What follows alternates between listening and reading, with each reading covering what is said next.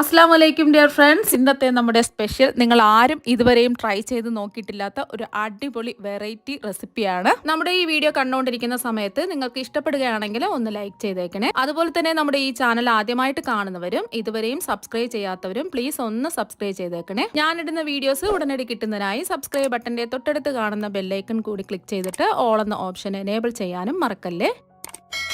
അപ്പോൾ ആദ്യം തന്നെ ഒരു മിക്സിംഗ് ബൗളിലേക്ക് 250 ml കപ്പിന് അര കപ്പ് ചവരി ഇട്ട് കൊടുക്കാം.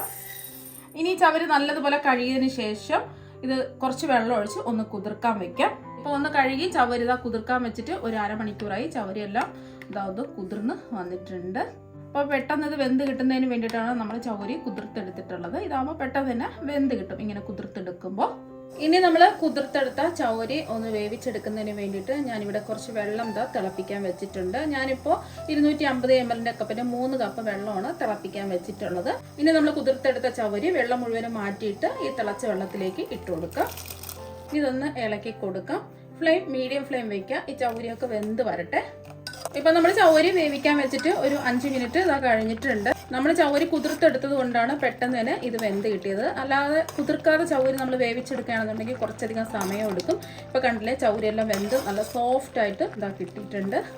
ഇനി ഇതിൻ്റെ വെള്ളമെല്ലാം ഒന്ന് ഊറ്റിക്കളഞ്ഞതിന് ശേഷം വീണ്ടും കുറച്ച് പച്ചവെള്ളത്തിലിട്ട് വെച്ചിട്ട് വീണ്ടും ഒന്ന് അരിച്ച് വെക്കുക. അല്ലാന്നുണ്ടെങ്കിൽ ഇത് ഒട്ടിപ്പിടിക്കും. നല്ല പശയുള്ളതാണല്ലോ ഈ ചവരി. അപ്പം ആ പശപ്പൊക്കെ ഒന്ന് മാറി കിട്ടുന്നതിന് വേണ്ടിയിട്ട് വീണ്ടും നമ്മൾ അരിച്ചൊഴിച്ചിട്ട് വീണ്ടും പച്ചവെള്ളത്തിലിട്ട് നമ്മൾ ഒന്ന് അരിച്ചെടുത്ത് വെക്കുക. ഇനി നമുക്ക് കുറച്ച് ശർക്കര പാനി ഒന്ന് ഉരുക്കിയെടുക്കണം. അതിന് വേണ്ടിയിട്ട് ഞാൻ ഒരു പാത്രത്തിലേക്ക് 250 ml കപ്പിന് 2 കപ്പ് ശർക്കരയാണ് ഇട്ട് കൊടുക്കുന്നത്. അപ്പോൾ രണ്ടാമത്തെ കപ്പ് ശർക്കരയും കൂടി ഇട്ട് കൊടുക്കാം. ഞാനിപ്പോൾ എടുത്തിട്ടുള്ള ശർക്കര 400 ഗ്രാം ശർക്കരയാണ്. 250 ml കപ്പിന് 2 കപ്പ് ശർക്കരയാണ് എടുത്തിട്ടുള്ളത്. ഇത് അത്യാവശ്യം നോർമൽ മധുരമാണ്. കുറച്ചും കൂടെ മധുരം നിങ്ങൾക്ക് വേണമെന്നുണ്ടെങ്കിൽ ഒരു 1/4 കപ്പ് ശർക്കരയും കൂടെ ചേർത്ത് കൊടുക്കാവുന്നതാണ്. അവരവരുടെ മധുരത്തിനനുസരിച്ച് ശർക്കര ചേർത്ത് കൊടുക്കുക. നമ്മൾ എത്രയാണോ ശർക്കര അളന്നെടുത്തിട്ടുള്ളത് അതിൻ്റെ പകുതി വെള്ളം ഒഴിച്ചു കൊടുക്കുക. 2 കപ്പ് ശർക്കരയ്ക്ക് 1 കപ്പ് വെള്ളം ഒഴിച്ചു കൊടുക്കുക. ഇനി മീഡിയം ഫ്ലെയിം വെച്ചിട്ട് ശർക്കര ഒന്ന് ഉരുക്കിയെടുക്കാം. ഒരു നൂൽപ്പാവൊന്നും ആവേണ്ട ആവശ്യമില്ല. നമ്മൾ ശർക്കര പൊടിച്ചെടുത്തതുകൊണ്ട് പെട്ടെന്ന് തന്നെ അത് ഉരുക്കി കിട്ടും. ഒന്ന് തിളച്ച് കിട്ടിയാൽ മാത്രം മതി. ഫ്ലെയിം മീഡിയം ഫ്ലെയിം വെച്ച് കൊടുക്കുക. ഇതുപോലെ ഒന്ന് ഇളക്കി കൊടുക്കുക. ശർക്കര എല്ലാം ഒന്ന് ഉരുക്കി വരട്ടെ. ഇപ്പോൾ കണ്ടില്ലേ, ഒന്ന് തിളച്ച് വന്നപ്പോൾ തന്നെ ശർക്കര എല്ലാം മെൽറ്റായി കിട്ടിയിട്ടുണ്ട്. ഇത്രയും മതി. ഇനി നമുക്ക് ഫ്ലെയിം ഓഫ് ആക്കാം. ഇനി നമുക്ക് ഈ ശർക്കര പാനി കല്ലും അഴുക്കും പൊടിയൊക്കെ ഉണ്ടെന്നുണ്ടെങ്കിൽ ഒന്ന് അരിച്ചൊഴിച്ച് വെക്കാം. അപ്പോൾ കല്ലും മണ്ണും പൊടിയൊന്നും ഇല്ലാന്നുണ്ടെങ്കിൽ അരിച്ചൊഴിക്കേണ്ട ആവശ്യമില്ല. ഇനി കുറച്ച് വലുപ്പമുള്ള ഒരു കടായി എടുക്കുക. ഈ കടായിലേക്ക് 1 ടേബിൾ സ്പൂൺ നെയ്യ് ഒഴിച്ചു കൊടുക്കുക. നെയ്യ് ഒന്ന് ചൂടാവട്ടെ. ഇപ്പം നെയ്യ് ഒന്ന് ചൂടായിട്ടുണ്ട്. ഇതിലേക്ക് 1/4 കപ്പ് നേന്ത്രപ്പഴം ചെറുതായിട്ട് കട്ട് ചെയ്തെടുത്തത് ഇട്ട് കൊടുക്കുക. അതുപോലെ തന്നെ ഒരു 1/4 കപ്പ് ചെറുപഴം ചെറുതായിട്ട് കട്ട് ചെയ്തും കൂടി ഇട്ട് കൊടുക്കുക. ഞാലിപ്പൂവൻ പഴമാണ്.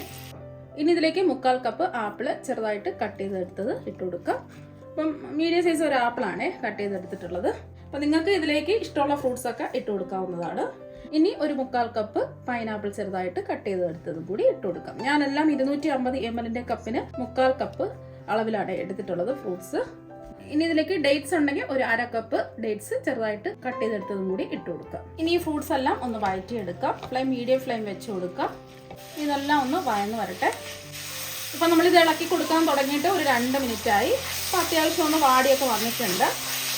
ഇനി നമ്മൾ ഉരുക്കി മാറ്റി വെച്ചിരിക്കുന്ന ശർക്കര പാനി മുഴുവനും അങ്ങ് ഒഴിച്ചു കൊടുക്കാം. കല്ലും മണ്ണും ഉണ്ടെങ്കിൽ അരിച്ചിട്ട് വേണം ഇതിലേക്ക് ഒഴിക്കാൻ. ഇനി ഒന്ന് ഇളക്കി കൊടുക്കാം. ഫ്ലെയിം കൂട്ടിയിടരുത്, മീഡിയം ഫ്ലെയിം തന്നെ വയ്ക്കുക. ഇനി ഈ ഫ്രൂട്ട്സൊക്കെ ഒന്ന് വെന്ത് ഈ ശർക്കര പാനി എല്ലാം കുറുകി വരട്ടെ. ഇപ്പോൾ ഫ്രൂട്ട്സൊക്കെ വെന്ത് വന്നിട്ടുണ്ട്. ചെറുതായിട്ടൊന്ന് കുറുകി വന്നിട്ടുണ്ട്. ഇനി നമ്മൾ വേവിച്ചെടുത്ത ചവരി വീണ്ടും പച്ചവെള്ളത്തിലിട്ട് ഒന്നുകൂടി അരിച്ചെടുത്തിട്ടുള്ളതാണ്. ഇപ്പോൾ മുഴുവൻ ചവരിയും ഇതായിട്ട് കൊടുത്തിട്ടുണ്ട്. ഒന്ന് ഇളക്കി കൊടുക്കാം.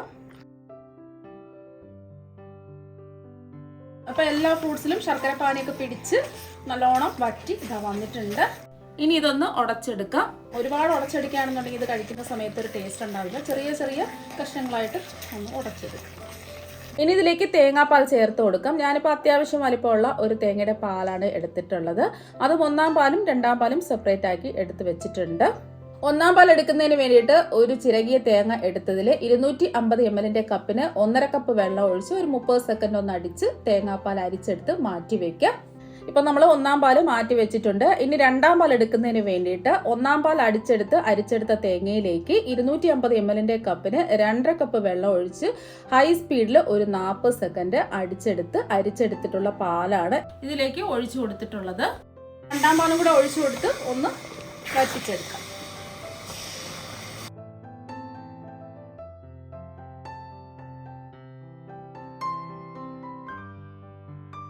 എല്ലാം വറ്റി കുറുകി വന്നിട്ടുണ്ട്. രണ്ടാം പാൽ ഒഴിച്ച് വേണം ഇങ്ങനെ വറ്റിച്ച് കുറുക്കിയെടുക്കാൻ വേണ്ടിയിട്ട്. നമ്മൾ ഒന്നാം പാൽ ഒഴിച്ചതിന് ശേഷം പിന്നെ തിളപ്പിക്കാനേ പാടില്ല. ഇനി ഇതിലേക്ക് നമുക്ക് ഒന്നാം പാൽ ഒഴിച്ചു കൊടുക്കാം. അതിന് നമുക്ക് ഫ്ലെയിം കുറച്ച് വെച്ചതിന് ശേഷം ഇതിലേക്ക് ഒന്നാം പാൽ ഒഴിച്ചു കൊടുക്കാം. നല്ല കട്ടിയുള്ള കുറുകിയ 1.5 കപ്പ് ഒന്നാം പാലാണ്. നമ്മൾ ചിരകിയെടുത്ത ഒരു തേങ്ങയിൽ 1.5 കപ്പ് വെള്ളം ഒഴിച്ചിട്ട് ഒന്ന് അടിച്ചെടുത്തിട്ടുള്ളതാണ്. ഇനി ഒന്ന് ഇളക്കി കൊടുക്കാം. തിളപ്പിക്കാനേ പാടില്ല, ജസ്റ്റ് ഒന്ന് ഇളക്കി കൊടുത്താൽ മതി. ഫ്ലെയിം കുറച്ച് വെച്ചിട്ട് വേണം ഇതൊന്ന് ഇളക്കി കൊടുക്കാൻ. ഒന്നാം പാലും കൂടെ ചേർത്ത് എല്ലാം ഒന്ന് യോജിപ്പിച്ചെടുത്തിട്ടുണ്ട്. ഇത്രയും മതി. ഇപ്പം നല്ലതുപോലെ ഒന്ന് ചൂടായിട്ടുണ്ട്. തിളയ്ക്കാനേ പാടില്ല. ഇനി ഫ്ലെയിം ഓഫ് ആക്കാം. ഇനി മധുരം ഒന്ന് ബാലൻസ് ചെയ്യാൻ വേണ്ടിയിട്ട് നമുക്ക് ഒരു നുള്ളിപ്പ് ഇട്ട് കൊടുക്കാം. ഇപ്പം ഞാൻ 5 ഏലക്കയുടെ തൊണ്ട് കളഞ്ഞിട്ട് ഒന്ന് ചതച്ചെടുത്തിട്ടുള്ളതാണ്. ഒരു 1/2 ടീസ്പൂൺ ഉണ്ടാവും.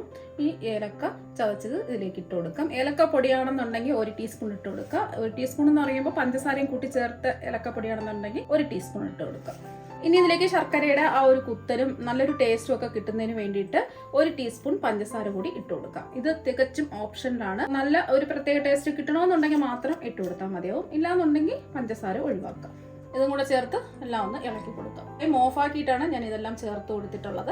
നിങ്ങൾക്ക് ഇതിൽ വേണമെന്നുണ്ടെങ്കിൽ ചുക്കുപൊടിയും ഒരു 1/4 ടീസ്പൂൺ ചേർത്ത് കൊടുക്കാം. ഞാനിപ്പോൾ ചുക്കുപൊടിയൊന്നും ചേർക്കുന്നില്ല. അപ്പം ഇത്രയും മതി. ഏലക്ക ഒന്ന് ചതച്ച് മാത്രമേ ഇട്ട് കൊടുത്തിട്ടുള്ളൂ. ഇനി ചൂടായി കിടക്കുന്ന ഒരു പാനിലേക്ക് 1 ടേബിൾ സ്പൂൺ നെയ്യ് ഒഴിച്ചു കൊടുക്കാം. നെയ്യൊന്ന് ചൂടാവട്ടെ. ഇപ്പം നെയ്യ് ചൂടായിട്ടുണ്ട്. ഇതിലേക്ക് 2 ടേബിൾ സ്പൂൺ ചെറുതായിട്ട് കട്ട് ചെയ്തെടുത്ത തേങ്ങാക്കൊത്ത് ഇട്ട് കൊടുക്കാം. ഇനി തേങ്ങാക്കൊത്ത് മീഡിയം ഫ്ലെയിമിൽ വെച്ചിട്ട് ഒന്ന് റോസ്റ്റ് ചെയ്തെടുക്കാം. ചെറിയൊരു ഗോൾഡൻ നിറം ആകുന്നത് വരെ ഒന്ന് ഇളക്കി കൊടുക്കാം. ഇപ്പൊ തേങ്ങാക്കൊത്തെല്ലാം ചെറിയൊരു ഗോൾഡൻ നിറം ആയിട്ടുണ്ട്. ഇതിലേക്ക് 2 ടേബിൾ സ്പൂൺ കശുവണ്ടിയും കൂടി ഇട്ട് കൊടുക്കാം. കശുവണ്ടി ഉണ്ടെങ്കിൽ ഇട്ട് കൊടുക്കാം.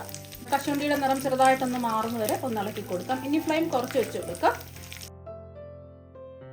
കശുവണ്ടിയുടെ നിറമൊക്കെ ചെറുതായിട്ടൊന്ന് മാറിയിട്ടുണ്ട്. ഇതിലേക്ക് 1 ടേബിൾ സ്പൂൺ കറുത്ത ഉണക്കമുന്തിരി ഇട്ട് കൊടുക്കാം. ഇനി ഇതിലേക്ക് വെളുത്ത കളറിലുള്ള ഉണക്കമുന്തിരി 1 ടേബിൾ സ്പൂൺ കൂടി ഇട്ട് കൊടുക്കാം. ഏതെങ്കിലും ഒന്ന് ഇട്ട് കൊടുത്താലും മതി. ഒന്ന് റോസ്റ്റ് ചെയ്തെടുക്കാം. ഈ ഉണക്കമുന്തിരി എല്ലാം ഒന്ന് വീർത്ത് വരട്ടെ. അപ്പോൾ ഉണക്കമുന്തിരി എല്ലാം ഒന്ന് വീർത്ത് വന്നിട്ടുണ്ട്. ഇത്രയും മതി. ഇനി ഫ്ലെയിം ഓഫ് ആക്കാം.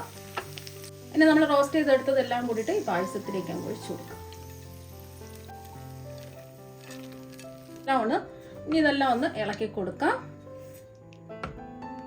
അപ്പോൾ നമ്മുടെ അടിപൊളി ടേസ്റ്റുള്ള ഫ്രൂട്ട് പായസം ഇവിടെ റെഡി ആയിട്ടുണ്ട്. നല്ല അടിപൊളി ടേസ്റ്റാണ് കഴിക്കാൻ വേണ്ടിയിട്ട്. കുട്ടികൾക്കും മുതിർന്നവർക്കും എല്ലാവർക്കും ഒരുപോലെ ഇഷ്ടപ്പെടും. ഇപ്പോൾ കണ്ടില്ലേ, നല്ല അടിപൊളിയായിട്ട് കിട്ടിയിട്ടുണ്ട്. ഇത് കുറച്ച് കഴിയുമ്പോൾ കുറച്ചും കൂടെ നിറമൊക്കെ വന്ന് പ്രത്യേക ഒരു ടേസ്റ്റ് ആയിരിക്കും. ഇനി ഇത് ഒരു പാത്രത്തിലേക്ക് മാറ്റും. വളരെ എളുപ്പത്തിൽ റെഡിയാക്കി എടുക്കാൻ പറ്റുന്ന മിക്സഡ് ഫ്രൂട്ട് പായസം ഇവിടെ റെഡി ആയിട്ടുണ്ട്. പെട്ടെന്ന് തന്നെ നമുക്ക് റെഡിയാക്കി എടുക്കാൻ പറ്റും. വീട്ടിലുള്ള ഫ്രൂട്ട്സ് വെച്ചിട്ട് തന്നെ ചെയ്തെടുക്കാൻ പറ്റും. നല്ല അടിപൊളി ടേസ്റ്റാണ്. ഇപ്പോൾ കണ്ടില്ലേ, നമ്മൾ കുറച്ച് സമയം കഴിഞ്ഞപ്പോൾ ഇതിൻ്റെ കളറൊക്കെ മാറി കുറച്ചും കൂടെ കളറൊക്കെ വന്ന് ചെറുതായിട്ടൊന്ന് കുറുകിയൊക്കെ വന്നിട്ടുണ്ട്. അപ്പോൾ നിങ്ങളെല്ലാവരും ഈ ഫ്രൂട്ട് പായസം ഒന്ന് റെഡിയാക്കി നോക്കുക. ഇപ്പോൾ കണ്ടില്ലേ, നല്ല അടിപൊളിയായിട്ട് ഇരിപ്പുണ്ട്. കുറച്ചും കൂടെ കളറൊക്കെ വന്ന് നല്ല അടിപൊളിയായിട്ട് ഇരിപ്പുണ്ട്. അപ്പം നിങ്ങളെല്ലാവരും ഈ ഫ്രൂട്ട് പായസം ഒരു പ്രാവശ്യം ഒന്ന് തയ്യാറാക്കി നോക്കുക. തീർച്ചയായും നിങ്ങൾക്ക് എല്ലാവർക്കും ഒരുപാട് ഇഷ്ടമാകും. അപ്പം നമുക്ക് മറ്റൊരു വെറൈറ്റി വീഡിയോ ആയിട്ട് വീണ്ടും കാണാം. താങ്ക്